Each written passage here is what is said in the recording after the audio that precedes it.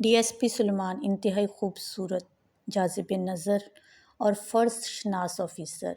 پوروا ایک سلجھی ہوئی، باوقار اور پڑھی لکھی خوبصورت لڑکی۔ حمید جوکھیو ایک غنڈہ قاتل جس نے ایک ڈیل کی اور اپنی بیٹی کا نکاح سلیمان سے کر دیا۔ کیا اس ڈیل کے نتیجے میں سلیمان پوروا کو اپنا سکا یا محض ایک قاتل کی بیٹی سمجھ کر اس کے ساتھ ناروا سلوک کرتا رہا؟ آخر سلیمان نے پوروا سے کیا سلوک کیا؟ کیا اسے اس سے محبت ہو گئی؟ یا پھر مکمل کہانی دیکھنے کے لیے ناول کو مکمل سنیں۔ بہت ہی پیارا اور رومانٹک سا ناول ہے۔ ان آنکھوں نے جو کچھ دیکھا، کیا دیکھا اے دل یہ بتا کس منہ سے کہیں، اسی فٹے منہ سے۔ کچھ اپنوں کا سا ناتا ہے، اگر قرابت داری کا اتنا ہی لحاظ ہے تو پھر یہ شور، بہتر ہے یہی خاموش رہیں، کس نے روکا ہے؟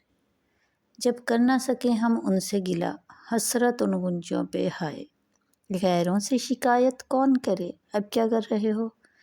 ولید ٹیرس پر جھکا، گزشتہ 15 منٹ سے دلدوز آواز میں یہی گنگنائے جا رہا تھا اور تیمور اس کا سنگی، اس کا ساتھی بجائے داد دینے کے دل جلے فکرے کس رہا تھا۔ بات ہی ایسی تھی، بیچارے ولید کی آنکھیں پھٹی کی پھٹی رہ گئی۔ اشرف علی کی بہو پہ جو نظر پڑی تو واپس پلٹنا بھول گئی۔ اشرف علی کی بہو تھی ہی ایسی، بس مقابلہ حسن میں حصہ لینے سے رہ گئی تھی۔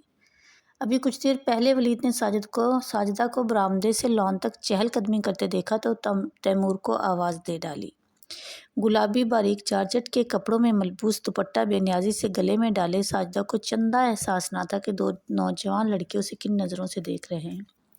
یہ آپ دونوں یہاں کیا کر رہے ہیں؟ حوریہ کی آواز پر یہ دونوں بے اختیار ہڑبڑا گئے اور نظروں کے زاویے درست کیے۔ حوریہ کی نظر ابھی تک ساجدہ پر نہیں پڑی تھی کیونکہ وہ ان کے پیچھے تھی۔ کچھ نہیں، بس موسم انجوائے کر رہے تھے۔ ساجدہ کو غڑاب سے اندر گھستا دیکھ کر دونوں نے سکون کا سانس لیا۔ ولید کی شکر گزار مسکراہٹ بے ساختہ تھی۔ حوریہ کی نگاہوں میں شک کی کیفیت ذرا دیر کے لیے لہرائی، پھر وہ مطمئن ہو کر واپسی کے لیے مڑی اور پھر وہیں ٹھہر سی گئی۔ ولید اور تیمور نے نگاہوں میں ایک دوسرے کی طرف اشارہ کیا تو وہ عجیب سی مشکل میں گرفتار نظر آنے لگی۔ مصطفیٰ ادھر ہی آ رہا تھا۔ سنجیدہ سے مصطفیٰ کے سامنے اس کی یہی کیفیت ہوتی، جبکہ وہ دونوں بھائی چھیڑ کر اس کا ناک میں دم کر دیتے۔ چھوٹے سے دل کی مالک ڈرپوک سی حوریہ انہیں بڑی عزیز تھی۔ تینوں بھائیوں کی وہ اکلوتی بہن تھی۔ بڑے بھائی عادل اپنی فیملی کے ساتھ بسلسلہ ملازمت قطر میں مقیم تھے۔ ولید کا نکاح ہو چکا تھا۔ تیمور ابھی تک کنوارا تھا، جبکہ حوریہ کی منگنی ابھی 4 ماہ پہلے مصطفیٰ کے ساتھ ہوئی تھی۔ حوریہ کی شک والی عادت سے وہ دونوں بڑے بیزار تھے۔ ٹیلی فونک افیئرز کی بے شمار کہانیاں من و عن امی کے حضور گوش گزار کر دیتی۔ بعد میں ابا حضور کی عدالت طلبی ہوتی تو ان کے کوچے سے رسوا ہو کے نکلنا پڑتا، جس پر دانت پیسنے کے سوا وہ کچھ نہ کر سکتے۔ البتہ موقع ملنے پر حوریہ سے بدلہ ضرور لیا جاتا۔ مصطفیٰ ولید اور تیمور کے ساتھ اندر جا چکا تھا۔ وہ بانو کی مدد کے خیال سے باورچی خانے میں آ گئی، جہاں وہ مصطفیٰ کی آمد کا سنتے ہی اچھے خاصے اہتمام میں مصروف تھی۔ چائے پی کر مصطفیٰ اٹھ کھڑا ہوا تو ولید اور تیمور دونوں اسے گیٹ تک چھوڑنے آئے۔ ساجدہ اپنے شوہر کے ساتھ گاڑی میں بیٹھ رہی تھی۔ ولید نے ٹھنڈی آہ بھری تو مصطفیٰ نے اسے حیرت سے دیکھا، جس پر تیمور نے نگاہوں میں اسے کچھ سمجھاتے ہوئے ساجدہ کا مختصر سا تعارف کرایا۔ یہ ہمارے فرسٹ ڈور نیبر ہیں۔ ادھورا سا تعارف تھا، لیکن مصطفیٰ نے زیادہ کرید نہیں کی اور بائے بائے کہہ کر گاڑی سٹارٹ کر دی۔ شام ڈھل رہی تھی۔ پوروا آنگن میں ستون سے ٹیک لگائے اداس نگاہوں سے غروب ہوتے سورج کو دیکھ رہی تھی۔ اس کے ارد گرد بڑی چہل پہل تھی، پر اس کے دل میں جانے کیوں ویرانی اور سناٹا تھا۔ اماں بھاگ بھری وضو کر کے مغرب کی نماز پڑھنے اپنے کمرے کی طرف جا رہی تھی۔ اسے یوں گمسم سا دیکھا تو اس کی طرف آ گئی۔ بیٹا رانی اندر آؤ، اذان ہو چکی ہے، نماز پڑھ لو۔ ٹھیک ہے، میں وضو کر کے آتی ہوں۔ وہ دوپٹہ درست کرتی واش بیسن کی طرف آ گئی۔ نماز پڑھنے کے بعد اس نے بڑے خشوع و خضوع سے بابا کی درازی عمر کی دعا مانگی تو دل میں پھیلا سناٹا دھیرے دھیرے دم توڑنے لگا۔ جب بھی چھٹیوں میں وہ حویلی آتی تو بابا کو نہ پا کر اس کی یہی کیفیت ہوتی۔ اب بھی اسے واپس آ کے اطلاع ملی کہ بابا سائیں 2 مہینہ ہوئے دبئی گئے ہوئے ہیں۔ کالج 10 دن کے لیے بند تھے۔ وہ خوشی خوشی آئی تھی، یہاں آ کر ساری خوشی اداسی میں بدل گئی کہ بابا سائیں ہمیشہ کی طرح غائب تھے۔ جائے نماز تہہ کر کے وہ گلاس ونڈو کے پاس آ کھڑی تھی۔ اس کا کمرہ جدید سہولیات سے آراستہ اور بڑا خوابناک سا تھا۔ بابا سائیں اس کے ذوق و آرام کا پورا خیال رکھتے تھے۔ اسے پھولوں سے عشق تھا۔ گلاس ونڈو کھولتے ہی باہر سامنے رنگ برنگے پھولوں کا نظروں کو تراوٹ پہنچاتے تھے۔ اس کی زندگی میں ہر چیز، ہر سہولت کی فراوانی تھی، بس کمی تھی تو بابا سائیں کے پیار کی۔ پہلے سمجھ اور عقل نہیں تھی، وقت کے ساتھ ساتھ وہ حساس اور سمجھدار ہو گئی تھی۔ اب تو ذہن میں سوالات جنم لینے لگے تھے جو وہ بابا سائیں سے پوچھنا چاہتی تھی۔ 6 ماہ سے اس کی بابا سائیں سے ملاقات نہیں ہوئی تھی، صرف فون پر سرسری سی بات ہوتی تھی۔ ان کی طرف سے وقت کی کمی کا عذر ہوتا اور اس کے دل میں بہت سی باتوں کی حسرت رہ جاتی۔ زارا کا فون آنے سے اس کے خیالات کا سلسلہ درہم برہم ہو گیا۔ کیا کر رہی ہوں؟ ٹھیک ہوں اور کچھ بھی نہیں کر رہی۔ اداس ہوں، بوریت ہو رہی۔ الفاظ کے برعکس اس کے لہجے میں کہیں زیادہ بوریت تھی۔ واپس آ جاؤ نا، اس نے بڑی منت سے کہا۔ ٹھیک ہے، میں کل ہی اللہ داد کے ساتھ واپس آنے کی کوشش کروں گی۔ کوشش نہیں کرنی بلکہ ضرور آنا ہے، ورنہ تم جانتی ہو میں کتنی بری آدمی ہوں۔ ہاں میڈم، ہمیں پتہ ہے تم کتنی بری ہو، آخر کتنی پرانی دوستی ہے۔ وہ بے ساختہ ہنسی تھی جس پر دوسری طرف موجود زارا تپسی گئی۔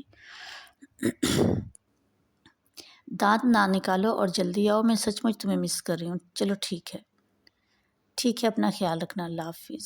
اللہ حافظ، جلدی آنا۔ زارا آخری بار پھر بولی تو اس نے مسکراتے ہوئے فون بند کر دیا۔ وہ بڑی سرشار سی تھی۔ زارا سے بات کرنے کے بعد ساری بیزاری دور ہو گئی تھی۔ بھائی جان، آپ کی برتھ ڈے ہے، مجھے تو زبردست سی ٹریٹ لینی ہے۔ نائلہ لاڈ سے اس کے گلے میں لٹک گئی۔ ٹریٹ کی بچی، تم ہر ماہ مجھ سے ٹریٹ کے نام پر ٹھیک ٹھاک رقم ٹھگ لیتی ہو۔ سلمان نے مصنوعی خفگی سے اسے دیکھا۔ میں تو ساری فرینڈز میں شو مارتی ہوں کہ زبردست سی ٹریٹ دوں گی۔ اچھا ٹھیک ہے، تم جیت گئی۔ اب ذرا اچھی سی چائے تو پلواؤ، صبح سے کچھ نہیں کھایا۔ ٹھیک ہے، میں ابھی لاتی ہوں۔ شام کو خولاپی اور آصف بھائی چلے آئے تو گھر میں چھوٹی موٹی سی دعوت کا گمان ہونے لگا۔ سونو اور سنی پورے گھر میں بھاگتے دوڑتے پھر رہے تھے۔ چھوٹا سا خوش و خرم گھرانہ اصغر علی گیلانی کا تھا۔ سب سے بڑی خولا، اس کے بعد سلیمان اور سب سے چھوٹی نائلہ تھی۔ خولا شادی شدہ اور پیارے پیارے بچوں کی ماں کے اعزاز پر فائز اپنے گھر میں خوش و خرم تھی۔ اصغر گیلانی کو اپنے ہونہار اور خوبرو بیٹے پر بڑا مان اور غرور تھا۔ تینوں بچوں کی پرورش سلجھے ہوئے ماحول میں ہوئی تھی، اس لیے اصغر اور سمینہ اپنے بچوں کی طرف سے مطمئن تھے۔ پروا کے کپڑے اور دیگر سامان زینت نے صبح ہی پیک کر دیا تھا۔ وہ جانے کے لیے تقریباً تیار تھی جب بابا سائیں کا فون آ گیا۔ میں آ رہا ہوں، تم واپس نہ جانا۔ اسے کچھ کہنے سننے کا موقع دیے بغیر انہوں نے لائن کاٹ دی۔ تب سے وہ سوچوں کے گرداب میں پھنسی سی زینت دوبارہ اس کے کپڑے وارڈروب میں رکھ چکی تھی۔ ملازم بھی سرگرم نظر آ رہے تھے۔ آخر کو حویلی کا مالک اتنے عرصے بعد واپس آ رہا تھا۔ اماں بھاگ بھری ایک ایک کو ہدایت دے رہی تھی۔ پروا نے اپنی نگرانی میں دوبارہ بابا سائیں کا کمرہ صاف کروایا، ایک ایک چیز کو تنقیدی جائزہ لیا۔ اسے بے چینی سے بابا سائیں کی آمد کا انتظار تھا۔ صبح سے اس کے سیل نمبر پر زارا کے کئی SMS آ چکے تھے۔ تنگ آ کر پیمانہ صبر لبریز ہونے کے بعد اس نے کال کی تو پروا نے کال ریسیو ہی نہیں کی۔ وہ بابا سائیں سے ملنے کی خوشی میں مگن سی تھی۔ پروا محبتوں اور رشتوں کو ترسی ہوئی لڑکی تھی۔ ماں کی محبت اور شفقت کیا ہوتی ہے، وہ اس احساس سے محروم تھی، کیونکہ ذکیہ بیگم اس کی پیدائش کے 4 ماہ بعد دار فانی کو خیر باد کہہ چکی تھی۔ تب اماں باغ بھری نے اسے اپنی ممتا بھرے وجود کا سہارا اور حیات بخشی۔ شروع سے ہی ہاسٹلز میں رہی اور پلی بڑی، ایسے میں بابا سائیں کا وجود بڑا غنیمت تھا۔ بابا سائیں کو تھوڑی دیر قبل فون آیا تھا۔ وہ 15 منٹ میں سکھر پہنچنے والے تھے، تب سے اس کی نگاہیں گیٹ پہ لگی تھی۔ 15 منٹ کی بجائے آدھا گھنٹہ اور پھر 2 گھنٹے گزر گئے۔ انہیں نہ آنا تھا، نہ وہ آئے۔ ان کی بجائے ان کے خادم اور دوست راست نواز چلا آیا۔ بابا سائیں ایک ضروری کام کی وجہ سے لاہور چلے گئے ہیں، اس نے پروا کے مایوس چہرے سے نگاہیں چراتے ہوئے بتایا، تب اسے اپنے اوپر کیا کوئی اختیار نہ رہا۔ وہ بھاگتی ہوئی مڑی اور اپنے کمرے میں آ کر رونا شروع کر دیا۔ اس کی آواز مہمان خانے تک آ رہی تھی۔ نواز اور اماں باغ بری نے ایک دوسرے سے یوں نگاہیں چرائیں جیسے وہی مجرم ہو۔ نواز اپنے آپ میں عجیب سا محسوس کر رہا تھا۔ اماں باغ بری باہر چلی گئی تب نواز کا ہاتھ اپنی قمیض کی اوپری جیب کی طرف بڑھا، جہاں سے خوبصورت نئے ماڈل کے قیمتی سیل فون کا اوپری حصہ نظر آ رہا تھا۔ وہ اسے باہر نکال کے نمبر ملانے لگا اور پھر رابطہ ہونے پر آہستہ آہستہ باتیں کرنے لگا۔ آسمان پہ آوارہ بادل ایک دوسرے کے پیچھے بھاگ رہے تھے۔ زارا بڑے غصے کے عالم میں لان سے گیٹ تک کے چکر کاٹ رہی تھی۔ اسے پروا پہ بہت غصہ تھا۔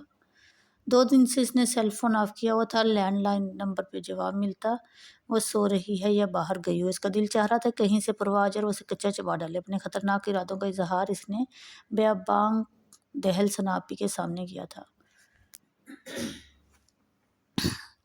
سچ مچ بہت بور ہو رہی تھی۔ ثانیہ، ارم اور خوشبو بھی تو غائب تھیں۔ تینوں شہر سے باہر چھٹی منانے گئی تھی۔ ثناپی کے امتحانات ہو رہے تھے، مصطفیٰ بھائی اپنی جاب میں مصروف تھے، مما گھر کے دھندوں میں پھنسی تھی، ایک اکیلی اس کی جان۔ شروع کے 2 دن تو اس نے ڈھیر ساری موویز اور رسالوں کے درمیان گزار دی۔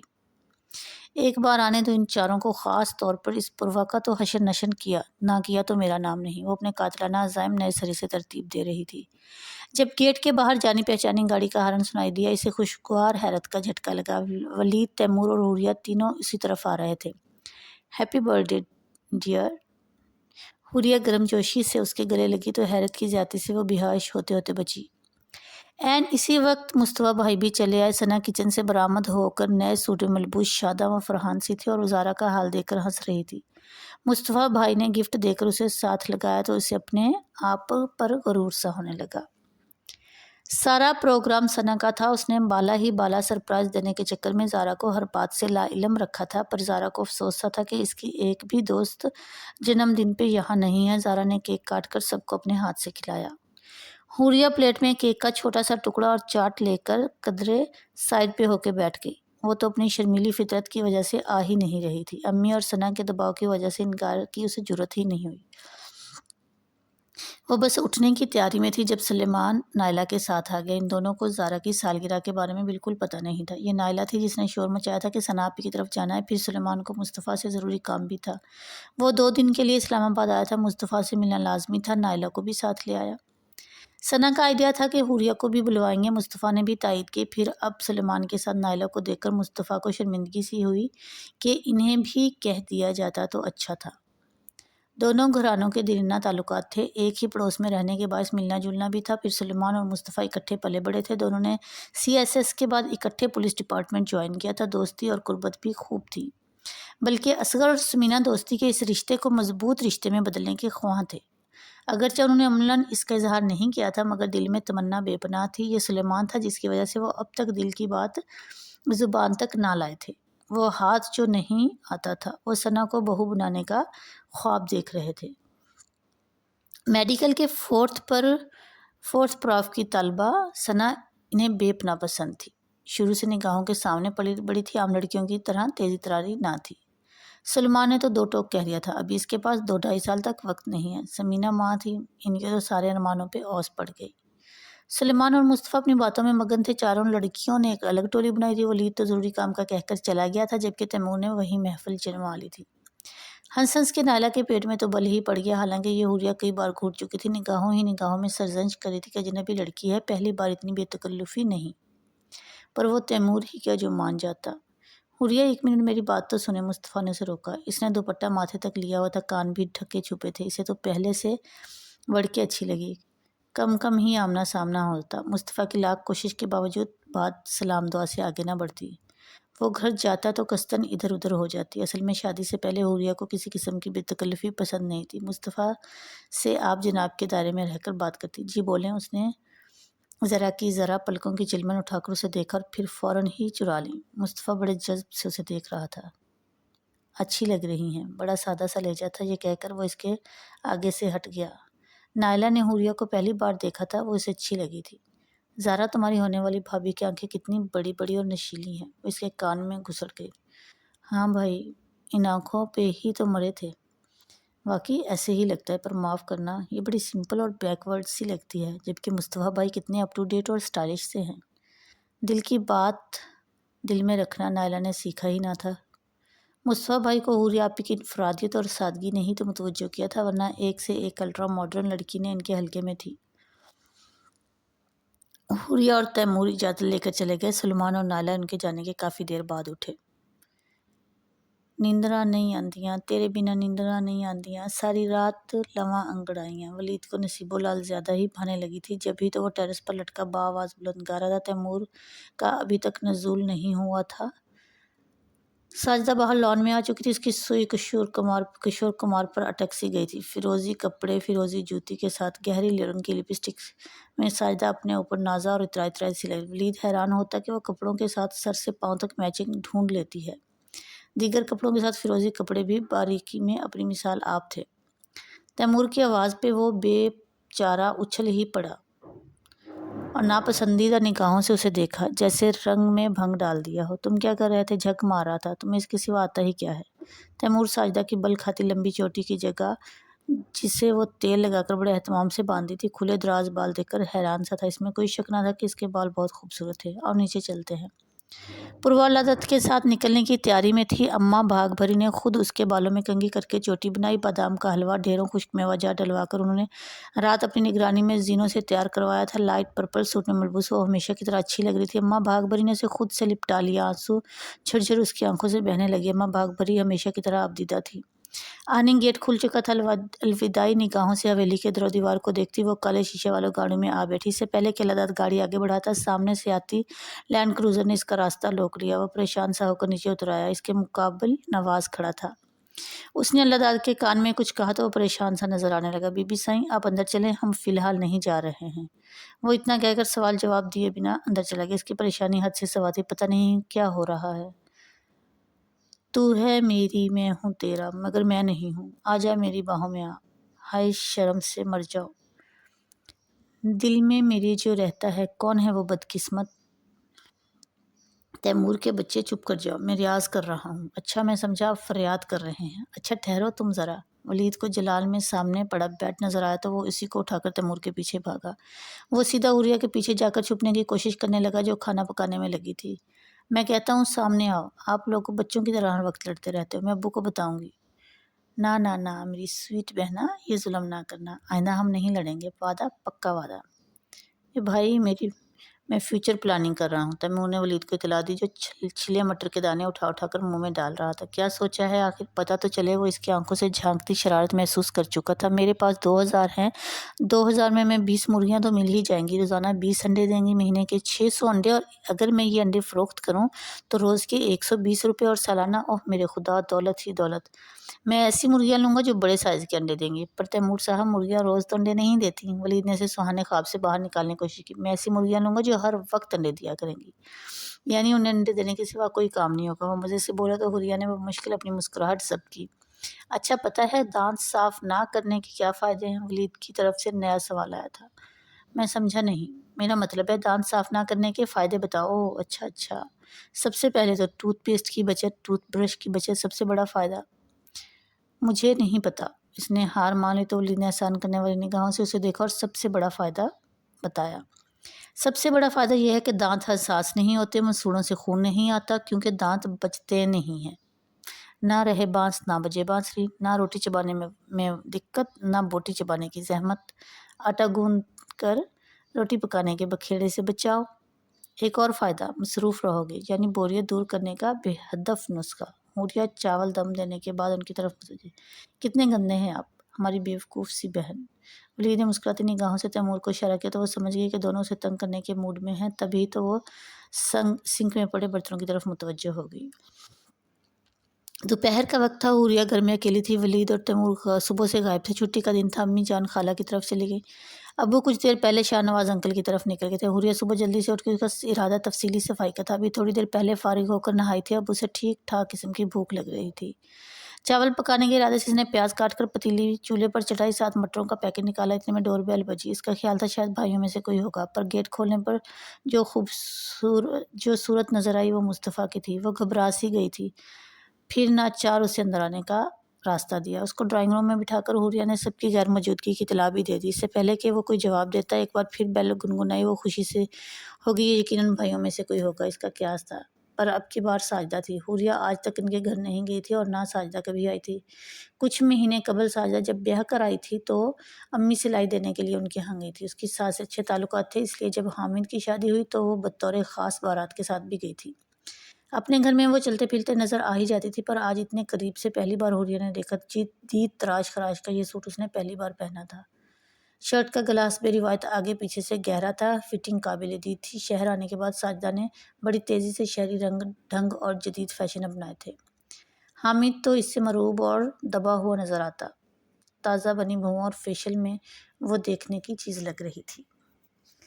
ابھی جب وہ ان کے گھر کی بیل بجا رہی تھی تو اس کی آنکھوں میں ڈورے سے تیر رہے تھے۔ اس کا خیال تھا آج چھٹی ہے اور وہ سمارٹ اور شریر سا لڑکا گھر پر ہی ہوگا، مگر یہ کیا؟ گیٹ کھولنے والی اس کی بہن تھی۔ ساجدہ گڑبڑا سی گئی، فوراً نگاہوں کے زاویے درست کیے۔ آئیں بھابھی، اندر آئیں نا، باہر کیوں کھڑی ہیں؟ اس وقت ساجدہ کی آمد اسے کسی رحمت کے فرشتے کی طرح لگ رہی تھی۔ وہ سیدھی اسے ڈرائنگ روم میں لے آئی۔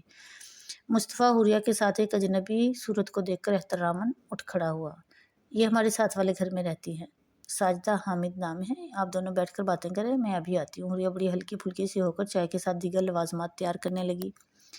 تھی تو بد اخلاقی کہ اس نے 2 مہمانوں کو ڈرائنگ روم میں بٹھا دیا اور خود کچن میں آ گئی، پر یہ اس کی مجبوری تھی۔ ساجدہ نے بڑی گہری نگاہ سے مصطفیٰ کا جائزہ لیا۔ 2 پیس سوٹ میں ملبوس اپنے جاذب نظر نقوش کے ساتھ پہلی نظر میں ہی وہ اسے اچھا لگا۔ خود مصطفیٰ کو بھی اندازہ ہو گیا کہ یہ آگ لگاتے حسن کی مالک ساجدہ اسے بڑی توجہ سے دیکھ رہی ہے۔ اندر ہی اندر مغرور سا ہو گیا۔ ایسا نہیں تھا کہ کوئی خوبصورت لڑکی اس نے پہلی بار دیکھی تھی، پر ساجدہ جیسا شعلوں کو ہوا دیتا حسن اس نے کم از کم پہلی بار دیکھا تھا۔ نام کیا ہے آپ کا؟ خود ساجدہ نے ہی تکلف کی دیوار گرا دی۔ مجھے مصطفیٰ کہتے ہیں اور آپ میں ساجدہ ہوں، وہ بڑے تفاخر سے بولی۔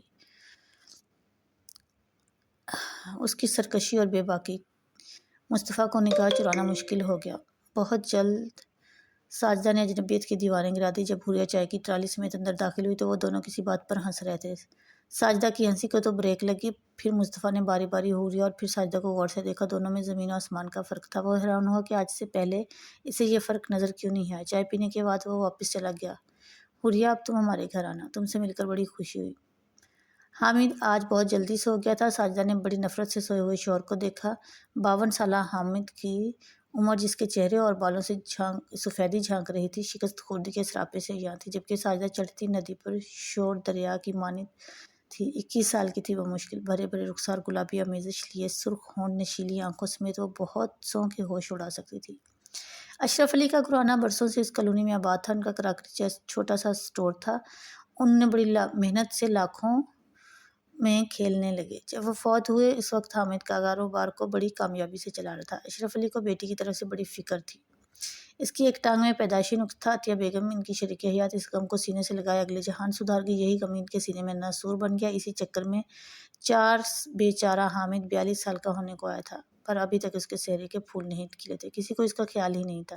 کبھی کسی نے اسے پوچھا نہیں تھا کہ تمہیں کس بات کی سزا مل رہی ہے۔ ماں کو بہو لانے کے بڑے ارمان ہوتے ہیں، پر ان کی اماں نے تو کبھی ایسے ارمان بھولے سے بھی ذکر نہیں کیا۔ سلمیٰ حامد سے پورے 12 برس چھوٹی تھی، تب بھی اتنی لاڈلی تھی کہ اشرف کو بیٹے کا خیال ہی نہ رہا۔ انہوں نے حامد سے زیادہ بیٹی کو محبت دی۔ ساجدہ والدین کے انتقال کے بعد اس ڈھلتی عمر میں اس کی زندگی میں خوشگوار جھونکے کی مانند آئی تھی۔ ساجد کے ساتھ اس کی شادی دور پرے کی ایک رشتہ دار نے کرائی تھی۔ ساجدہ کا نمبر 9 بہن بھائیوں میں تیسرا تھا۔ گھر میں غربت کا بسیرا تھا، ایسے میں حامد کا رشتہ کسی نعمت سے کم نہ تھا۔ ساجدہ دل سے اس رشتے پر راضی نہ تھی، مارے باندھے اس نے حامد کا ساتھ قبول کیا تھا۔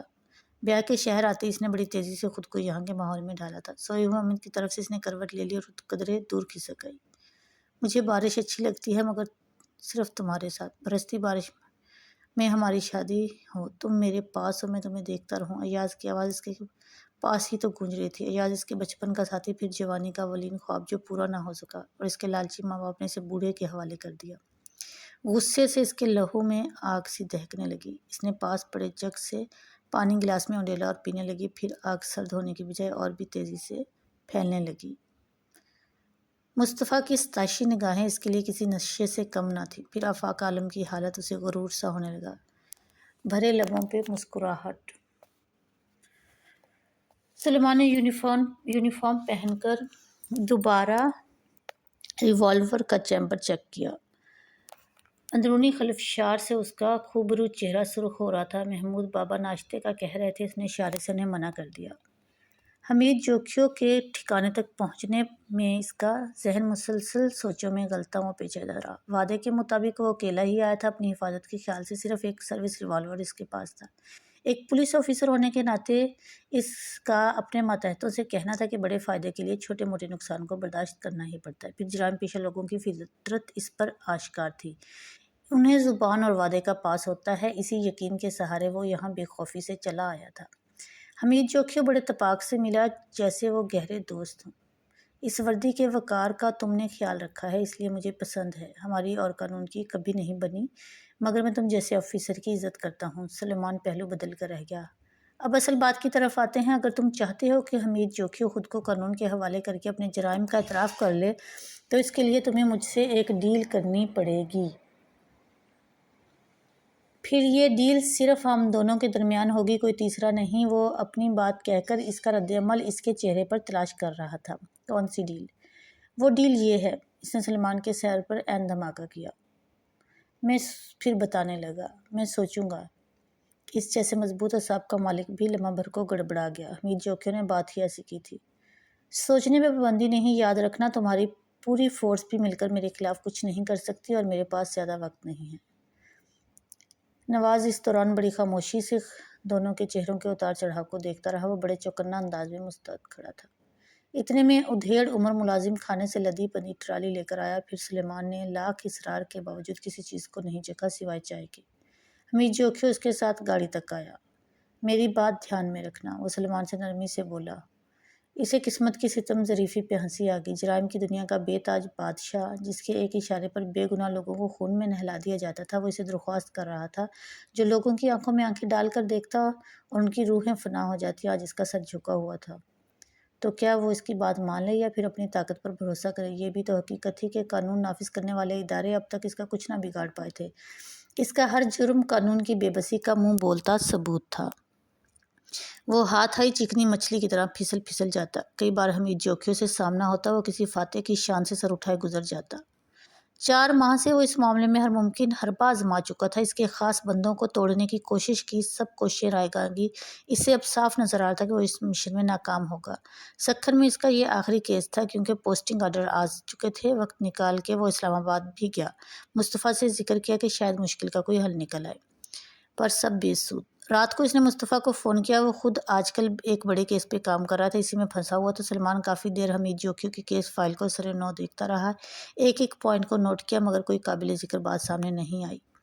حمید جوکھیو ایسا ہے تو ایسا ہی صحیح، کاش تم مستقبل میں جھانکنے کی صلاحیت رکھتے ہو تو کبھی بھی یہ بات نہ کہتے۔ خیر تمہاری مرضی۔ سلمان کے لبوں پر پراسرار سی مسکراہٹ کھیل رہی تھی۔ وہ جب سونے کے لیے بیڈ پہ لیٹا تو فیصلہ کر چکا تھا، بے رحم فیصلہ، کیونکہ حمید جوکھیو اور اس سے وابستہ کسی بھی شخص کے لیے اس کے دل میں کوئی نرم گوشہ نہیں تھا۔ جو لوگ دوسروں کے چکروں جگر کے ٹکڑوں کو اہمیت نہیں دیتے، ان کے دل میں اپنی اولاد کے لیے محبت کیوں آ جاتی ہے اور کیوں کر آ جاتی ہے؟ اولاد تو والدین کے لیے بڑا امتحان ہوتی ہے اور حمید جوکھیو کی یہی اولاد اسے امتحان میں ڈالنے والی تھی۔ سلیمان گیلانی کی گرفت میں آئے بڑے بڑے بے رحم گھبرا جاتے اور حمید جوکھیو جیسا ضمانت ساز اس پہ یہ فیصلہ کبھی کبھی اچھوں سے بھی غلطی ہو جاتی، اور حمید جوکھیو نے اپنی غلطی میں ہی ایک بڑی غلطی کر لی تھی۔ نواز کہیں بھی کوئی کمی نہیں ہونی چاہیے۔ حمید جوکھیو تمام انتظامات مکمل ہونے کے بعد ابھی تک مطمئن نہیں تھا، اس لیے تھوڑی تھوڑی دیر بعد نواز کے پاس آ کر جائزہ لینے لگ جاتا۔ جو ہی سلیمان کی گاڑی دھول اڑاتی حویلی کے داخلی گیٹ کی طرف بڑی فضا گولیوں کی تڑتڑاہٹ سے گونج اٹھی۔ مقامی رواج کے مطابق یہ خوشی منانے کا انداز تھا۔ سلیمان نیچے اترا، حمید جوکھیو خود اس کے استقبال کے لیے موجود تھا۔ اس کی ہمراہی میں وہ اندر آیا، جہاں شاندار مہمان خانے میں کچھ اجنبی صورتیں بھی موجود تھیں۔ وہ وہیں صوفے پر بیٹھ کے، اس کے ساتھ دائیں سائیڈ پہ حمید جوکھیو تھا جو بہت خوش لگ رہا تھا۔ سلیمان نے اپنی اندرونی حالت پہ قابو پایا، جہاں تلاطم سا برپا تھا۔ ابھی کچھ ہی دیر میں وہ حمید جوکھیو جیسے خونی دہشت گرد کا داماد بننے والا تھا۔ ان کے درمیان یہی طے پایا تھا۔ اگر سلیمان اس کی بیٹی سے شادی کر کے تحفظ دے دیتا ہے تو وہ بخوشی خود کو قانون کے حوالے کر دے گا، اپنے تمام جرائم کا اعتراف کرے گا۔ بس اسے اپنی بیٹی کا تحفظ درکار تھا۔ حمید جوکھیو کا اس دنیا میں پرواہ کے سوا کوئی نہ تھا۔ سب مرکب گئے تھے۔ جرائم کی راہ پر پرخار راہ میں قدم رکھنے کے بعد اسے خوبی اندازہ ہو گیا تھا کہ اس کے بعد پرواہ بے سائبہ ہو جائے گی۔ وہ شاید یہ فیصلہ نہیں کر پاتا کہ یہ ہولناک انکشاف نہ ہوتا۔ ڈاکٹرز کی رپورٹ بھی ایک بات کہہ رہی تھی کہ اسے تھروٹ کینسر ہے۔ حمید جوکھیو کے پاس وقت کم تھا، اب تو اس کی حالت بھی اس کی بیماری کا اعلان کرنے لگی تھی۔ اس کے پاس صرف 3-4 ماہ تھے۔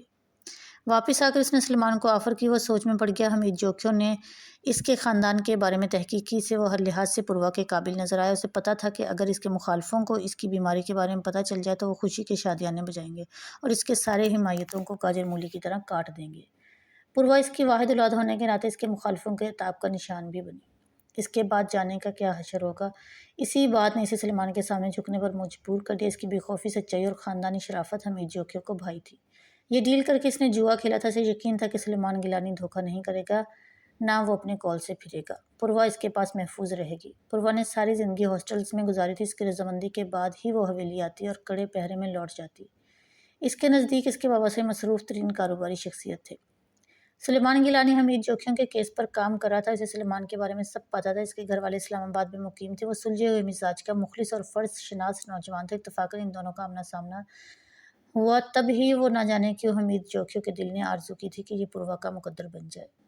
تب وہ خود اس سے ملا۔ بے خوفی اور دلیری سلیمان کے مزاج کا طرح امتیاز تھی۔ وہ اس سے بالکل بھی مرعوب نہیں ہوا۔ پھر حمید جوکھیوں کے ذہن نے نئی کروٹ لی۔ اس نے نواز سے مشورہ کیا، پھر اس کے بعد سلیمان سے بات کی۔ اس نے سوچنے کی مہلت مانگی، پھر کچھ رات کے بعد راضی ہو گیا۔ اب اسی کے نتیجے میں وہ حویلی میں بیٹھا سخت اندرونی خلفشار کا شکار لگ رہا تھا۔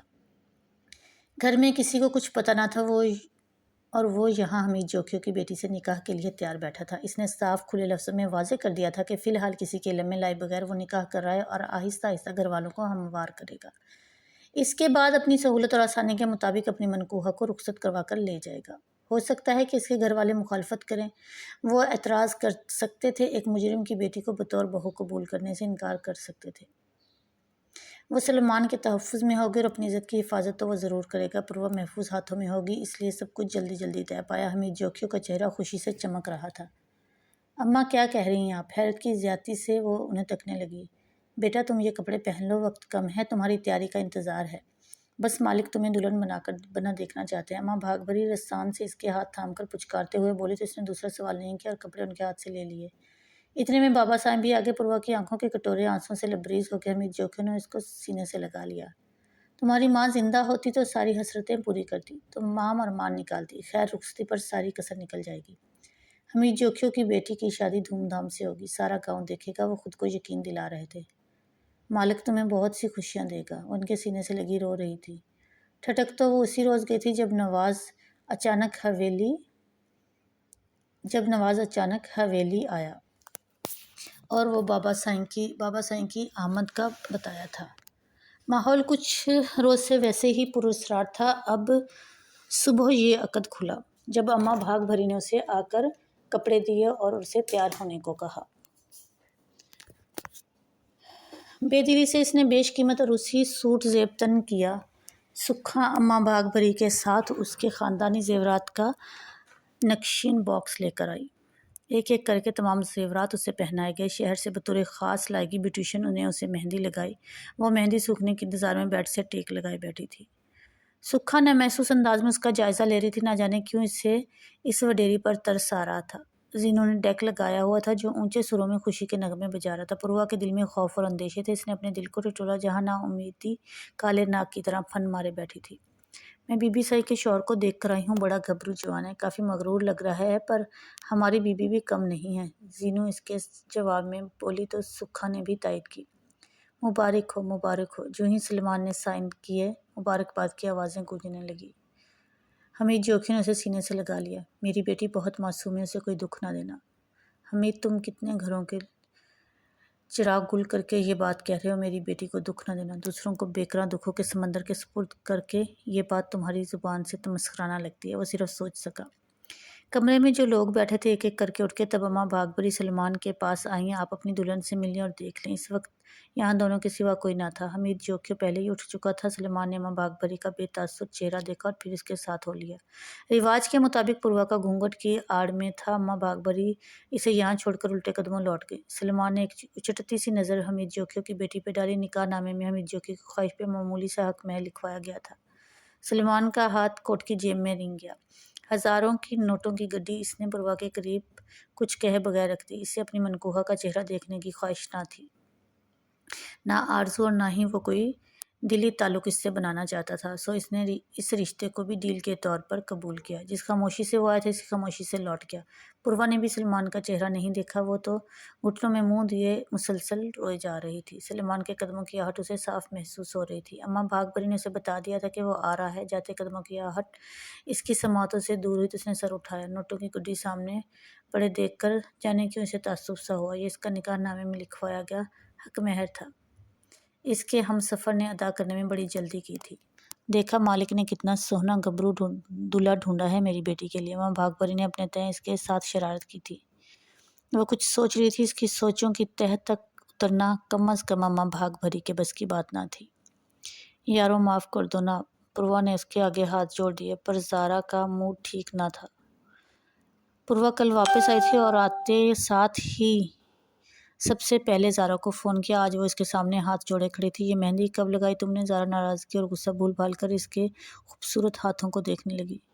कहीं तुम्हारी मंगनी तो नहीं होगी? अरे नहीं नहीं, ऐसी कोई बात नहीं, इसने सरनफी में हिलाते हुए ज़ोर शोर से तरदीद की।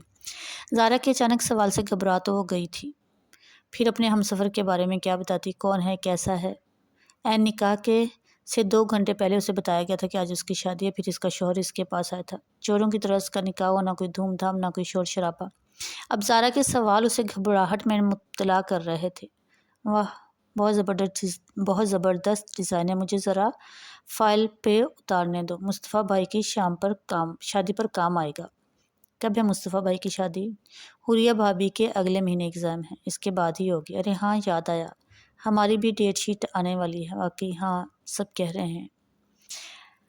वादे के मुताबिक हमीद जोखियों की बेटी के निकाह के ठीक 16वें दिन खुद को कानून के सुपुर्द कर दिया। ये 16 दिन इसने बहुत ज़रूरी काम निपटाने में गुजारे थे। तमाम रकम और असासे पूर्वा के अकाउंट में ट्रांसफ़र कराए।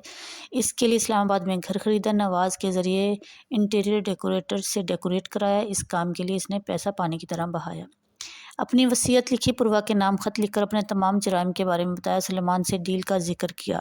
इन तमाम कागजात को इसने लाकर रखवाया और चाबी लाकर में रखवाया और चाबी नवाज़ को दे दी। इन कागजात पर पूर्वा का निकाहनामा भी था। मेरी मौत के बाद सब पूर्वा को दे देना, इसने नवाज़ को हिदायत की।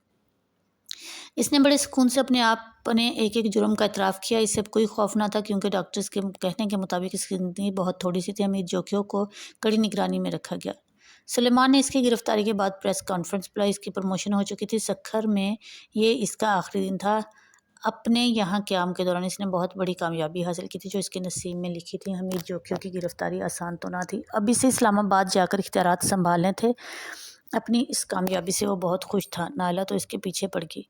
भाईजान, अब तो बहुत ही ज़बरदस्त सी ट्रीट देनी पड़ेगी। अच्छा, लालची लड़की दे दूंगा ट्रीट। हमीद जोखियों को पुलिस कस्टडी में 1 माह से ज़ायद हो चुका था। अखबारात में इस खबर को आने से रोक दिया गया था और पूरी राजदारी बढ़ती जा रही थी। इसके गले की तकलीफ़ दिन ब दिन बढ़ती जा रही थी। नवाज़ ने पूर्वा को हमीद जोखियों के कहने के मुताबिक ही बता दिया था कि वो कारोबारी मसरूफियत की वजह से लंदन तो व्हीलर्स के लिए क़याम करेगा। इस 1 महीने के दौरान पूर्वा की बाबा साईं से कोई बात नहीं हुई थी। हाँ, नवाज़ के ज़रिए इनकी खैरियत की इत्तला मिलती रहती। पूर्वा के एग्ज़ाम ख़त्म हो चुके थे। इसके साथ इसके हॉस्टल में रहने का जवाज़ भी। इस बार नवाज़ इसे खुद लेने आया। गाड़ी जाने पहुँचाने सखर के रास्तों की बजाय इस्लामाबाद की सड़कों पर घूमती रही और भला आखिर खूबसूरत से मकान के काले गेट के आगे रुक गई। नवाज़, क्या है ये सब? वो मुअम्मा जल्द अज जल्द हल कर लेना चाहती थी। बीबी साईं यही खड़े खड़े सब पूछेंगी। इसने वक्त की नज़ाकत का एहसास दिलाया तो पूर्वा शर्मिंदा सी इसके हमरा अंदर आ गई, जहाँ बजरी रोश के दाएं बाएं बड़ी खूबसूरत पौधे एक कतार में लगे थे। अम्मा बाग भरी की शफकत भरी बाहों ने इसका इस्तकबाल किया। हैरत के इस झटके से वो बंश के संभली। बीबी साईं, ये घर आपके नाम पे वडेरा साईं ने ख़रीदा है, ताकि आने जाने की जहमत से बचें। रिज़ल्ट के बाद आपने यूनिवर्सिटी में दाखिला लेना ही है, इसलिए उन्होंने आपको ये सरप्राइज़ दिया है, नवाज़ ने मुख्तसरन बताया। कितना खूबसूरत घर है ये ज़ारा, खुशबू, आराम और सानिया कितना खुश होंगी। पूर्वा बहुत मसरूर नज़र आ रही थी। अम्मा बागबरी ने सुकून का सांस लिया कि यह मुश्किल मरहला भी सर हुआ। पूर्वा ने दूसरे दिन ज़ारा और बाकी दोस्तों को ये खबर सुनाई तो सब ने इसे ट्रीट मांगी। बुध की शाम सब इसके यहाँ जमा थी। पूर्वा, तुम्हारा घर कितना खूबसूरत है, इंटीरियर डेकोरेशन तो गज़ब की है। सानिया ने तारीफ़ की तो वो खुशी से निहाल हो गई। वो ज़्यादातर कारोबारी दौरे पर बाहर ही रहती थी। अब भी इंग्लैंड में है, जब यहाँ आए तो ज़रूर मिलवाऊंगी। पूर्वा, इतने बड़े घर में तुम अकेली रहती हो? इरम ने काना सा सवाल किया। मेरे बाबा साईं का कोई बहन भाई था ही नहीं। अम्मा के एक भाई थे, वो भी हयात नहीं है, और मैं थी ही इकलौती, सदा से अकेली और तन्हा। इसकी आवाज़ भीग गई तो ज़ारा ने उसे साथ लगा लिया। क्यों, तुम अकेली क्यों हो? हम हैं ना। अब कल तुम सबको आना है, सारा दिन इकट्ठे गुजारेंगे, बल्कि मुझे शॉपिंग भी करनी है, मिल के जाएंगे, खूब मज़ा आएगा। क्यों क्यों सानिया, इरम, इसने बाकियों से भी तायद चाहिए। इन्होंने माजरत कर ली, पर ज़ारा ही क्या जो आसानी से मान जाती, राज़ी करके ही दम लिया। दूसरे रोज़ 10 बजे के करीब ज़ारा सानिया के साथ आदम की। वो एक किताब में खोई हुई थी। क्या पढ़ा जा रहा है? सानिया ने उसके हाथ से सादुल्ला शाह का मजमुआ कलाम مجھے بادل اٹھا لائے تقریباً جھپٹا تھا۔ تم لوگ کب آئے؟ وہ بیڈ سے اتری ابھی جب آپ شعر و شاعری میں کھوئی ہوئی تھی۔ رونا یہی تو ہے، اسے چاہتے ہیں ہم، احساس جس کے ملنے کا کوئی امکان بھی نہ ہو۔ ثانیہ نے اسی جگہ سے کتاب کھولی جہاں سے پوروا پڑھ رہی تھی۔ اس نے بڑے اسٹائل سے شعر پڑھ کر شرارتی نگاہوں سے اس کی طرف دیکھا۔ تم بہت فضول ہو۔ خفت چھپانے کے لیے اس نے رخ موڑ لیا اور الماری سے کپڑے نکالنے لگی۔ یار صدر چلتے ہیں نا، سنا ہے اسٹائلوں پر بڑے خوبصورت جوتے آئے ہیں۔ ٹھیک ہے، تمہارا کیا ارادہ ہے پوروا؟ زارا نے تائید کر کے اس کی طرف دیکھا۔ گاڑی زارا ہی ڈرائیو کر رہی تھی، حالانکہ پپا اور مصطفیٰ بھائی کی طرف سے سخت پابندی تھی، پر پوروا کے پورچ میں کھڑی کریم کلر کی گاڑی دیکھ کر اس کا دل مچل گیا۔ پوروا نے چابی مانگنے پر کوئی سوال جواب نہیں کیا۔ اندھا کیا چاہتا ہے دو آنکھیں۔ وہ خوشی خوشی ڈرائیونگ سیٹ پر بیٹھی۔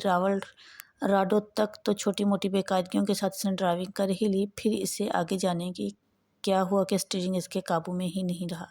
گاڑی بدمست ہاتھی کی طرح جھومتی آگے جانے والی ٹیکسی سے ٹکرائی، پھر دائیں سائیڈ پہ ایک مارگلا کو ٹکر ماری۔ زارا نے چیخ مارتے ہوئے آنکھوں پر ہاتھ رکھ لیا۔ یہی حال ان باقیوں کا تھا۔ اس وقت انہیں ہوش آیا جب ایک پولیس اہلکار نے دروازہ کھول کر انہیں باہر آنے کی ہدایت کی۔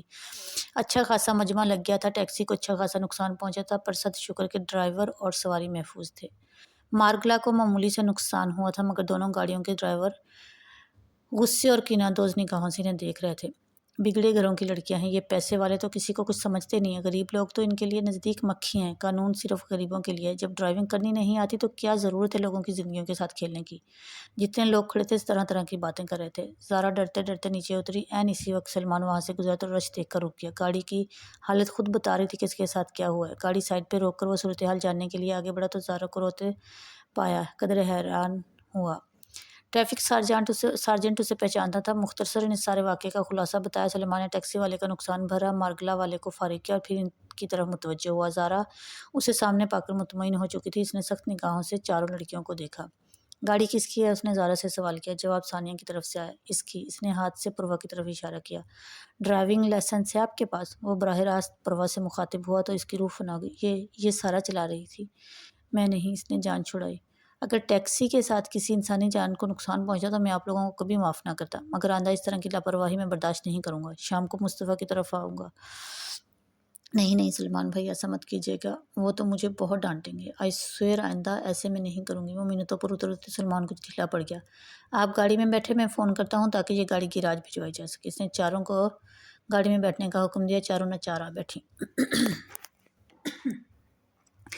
زارا اب بھی ڈر رہی تھی۔ اس نے ثانیہ کے گھر کا ایڈریس بتایا۔ ارم اور پوروا کے ساتھ وہیں اتر گئی۔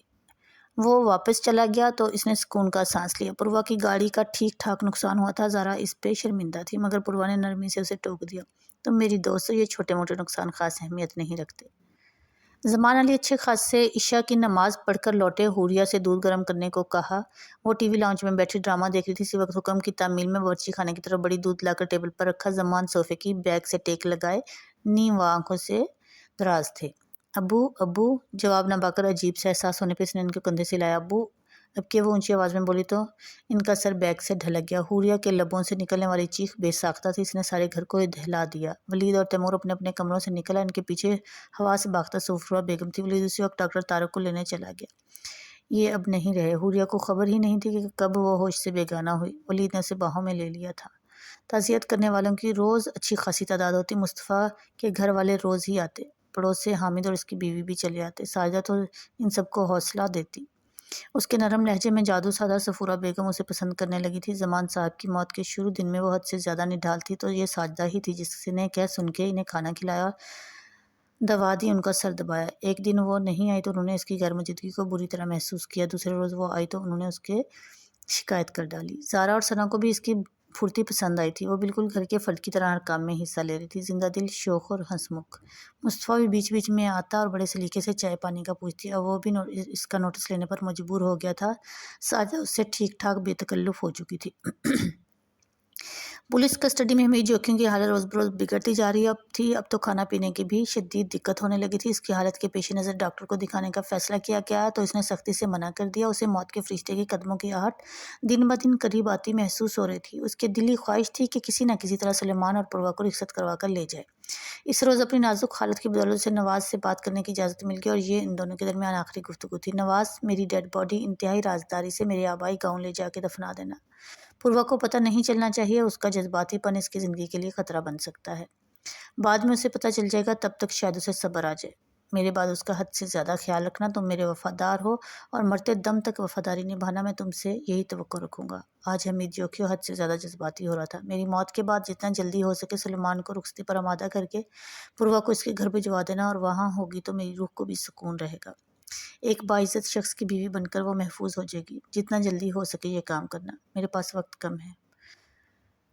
سلیمان کو حمید جوکھیو کی موت کی اطلاع دے دی گئی تھی۔ اسے یقین ہی نہیں آ رہا تھا کہ وہ مر چکا ہے۔ اپنے جرائم کی سزا بھگتے بغیر وہ اس دنیا سے چلا گیا۔ اس بات کا سلیمان کو بے پناہ صدمہ تھا۔ کتنی مشکل اور پاپڑ بیلنے کے بعد وہ اسے قانون کے شکنجے میں لانے میں کامیابی ہوئی تھی، یہاں تک کہ اپنے والدین اور خاندان کے علم میں لائے بغیر ایک قاتل خونی دہشت کی علامت حمید جوکھیو کی بیٹی سے شادی کر لی۔ وہ بخوبی اندازہ لگا سکتا تھا کہ اس راز کے انکشاف کے بعد کیا ہو سکتا ہے۔ معاشرے میں اس کی حیثیت تھی، ماں باپ کی خاندانی نجابت میں کلام ہی نہ تھا۔ وہ خود اعلیٰ تعلیم یافتہ، اسمارٹ، خوبرو اور ایک اچھی پوسٹ پر کام کر رہا تھا، اور حمید جوکھیو کی بیٹی، جس کی اس نے شکل تک نہ دیکھی تھی، جانے کیسی تھی۔ کیا اس کے گھر والے بطور بہو اسے قبول کر لیں گے؟ ابھی تک اس نے اس بارے میں ایک لفظ لبوں تک نہ نکالا تھا۔ وہ خود کو کون سا اس کے فراق میں مرا جا رہا تھا۔ نکاح کے بعد حق مہر کی رقم اس کے پاس رکھ کر نکلا تھا، اس کا چہرہ تک نہ دیکھا تھا۔ بارہا اس نے اپنے دل کو ٹٹولا جہاں محبت الفت کا تصور تک نہ تھا۔ جانے حالات کس کروٹ بیٹھنے والے تھے۔ فی الحال تو حمید جوکھیو کی اچانک موت نے اسے شدید غم و غصے سے دوچار کر دیا تھا۔